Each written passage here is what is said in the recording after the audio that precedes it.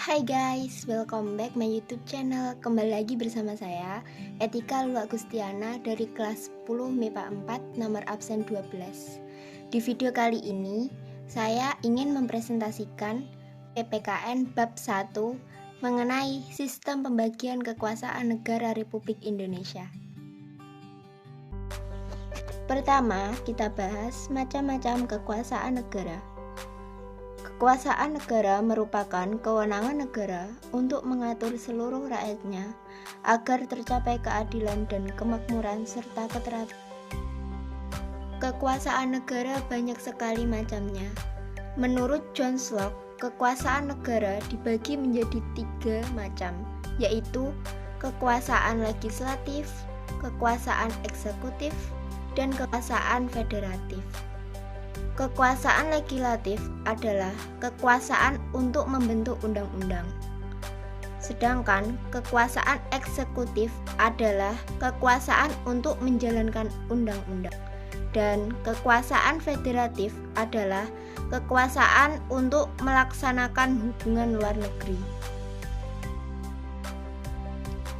Sedangkan menurut Montesquieu, kekuasaan negara dibagi menjadi 3 macam, yaitu kekuasaan legislatif, kekuasaan eksekutif, dan kekuasaan yudikatif. Kekuasaan legislatif adalah kekuasaan untuk membentuk undang-undang.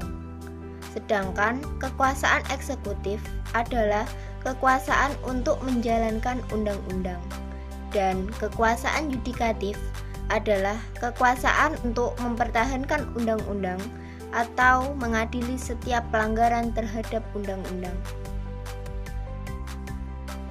Selanjutnya kita akan membahas tentang konsep pembagian kekuasaan di Indonesia.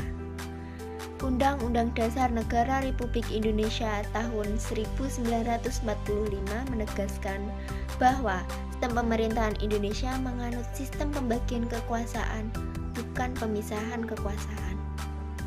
Pembagian kekuasaan di Indonesia dilakukan dengan 2 cara, yaitu secara horizontal dan secara vertikal. Yang pertama, secara horizontal, yaitu pembagian kekuasaan menurut fungsi lembaga-lembaga tertentu seperti legislatif, eksekutif, dan yudikatif. Pembagian kekuasaan secara horizontal dibagi menjadi 6 macam, yaitu kekuasaan konstitutif, kekuasaan eksekutif, kekuasaan legislatif, kekuasaan yudikatif, kekuasaan eksaminatif, dan kekuasaan moneter. Yang pertama, kekuasaan konstitutif. Kekuasaan konstitutif adalah kekuasaan untuk mengubah dan menetapkan undang-undang.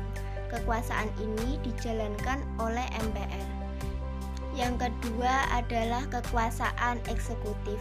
Kekuasaan eksekutif adalah kekuasaan untuk menjalankan undang-undang dan menyelenggarakan pemerintahan negara.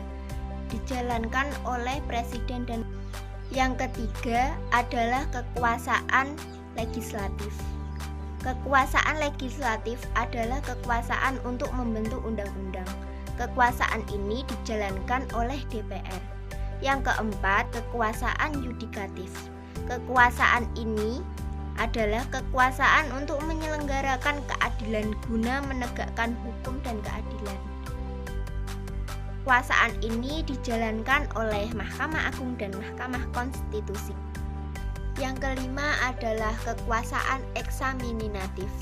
Kekuasaan eksaminatif adalah kekuasaan yang berhubungan dengan penyelenggaraan pemeriksaan atas pengelola dan tanggung jawab tentang keuangan negara. Kekuasaan ini dijalankan oleh pengawasan terhadap penggunaan uang negara. Yang keenam atau yang terakhir adalah kekuasaan moneter. Kekuasaan moneter adalah kekuasaan untuk menetapkan dan melaksanakan kebijakan moneter, mengatur dan menjaga kelancaran sistem bayaran, serta memelihara kestabilan nilai rupiah. Kekuasaan ini dijalankan oleh Bank Indonesia. Pembagian kekuasaan yang kedua adalah secara vertikal. yaitu pembagian kekuasaan di antara beberapa tingkatan pemerintahan. Pembagian kekuasaan secara vertikal dimulai dari pemerintahan pusat, pemerintahan provinsi, lalu ke pemerintahan kabupaten atau kota. Demikianlah video presentasi dari saya, semoga bermanfaat. Jika ada tutur kata atau perilaku yang tidak berkenan di hati, mohon dimaafkan. Jangan lupa di like, comment, and subscribe. Wassalamualaikum warahmatullahi wabarakatuh.